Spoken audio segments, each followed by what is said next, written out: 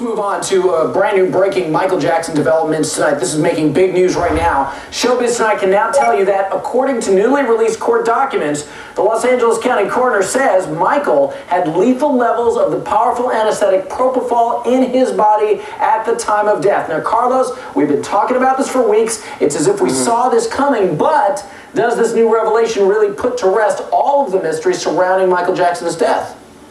Well, I mean, now you wonder, how it got there, and now we have to start pointing fingers at who administered the drug, because the one thing about Propofol, which is also known as Diprovan, it's not something that you can take orally. It's not a pill that you can take. There has to be someone there to give it to you and monitor while it's being given. So now, does that really put the microscope on Dr. Conrad Murray? Yeah. Might there be another doctor they're looking at in this case? So that's the thing. Now, now that's clearing up the case, but it's not completely clear just yet. Well, we do have some insight from these court documents that were just released today. It's a brand new timeline we're now getting of the day Michael Jackson died. I want to put this up in the form of the Showbiz Newsline. 1:30 a.m., the morning Michael Jackson died, Dr. Conrad Murray gave Jackson Valium. When that didn't work, Murray said starting at 2 a.m. he injected other narcotics intravenously. At 10:40 a.m., Murray administered 25 milligrams of Propofol. After Jackson repeatedly demanded he do so, later Murray left the room to make some phone calls. He came back and found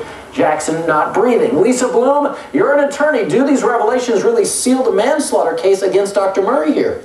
Well, the key words are lethal, that it was a lethal injection of Propofol. Apparently, that's what the preliminary coroner's conclusion is. Now, we haven't heard from Dr. Murray or his side of it. His side may be that even if there were high levels of Propofol, there were other medications in Jackson's system that came from other doctors, and therefore all the causation, which is the legal term, doesn't fall on him. So we're only hearing one side of it, but the word lethal amounts of Propofol that came from Dr. Murray is very bad news for him, and is just another brick in the wall that's being built by prosecutors to build that manslaughter case against him. We'll be watching it very closely. Lisa Bloom, Carlos Diaz, thanks, guys.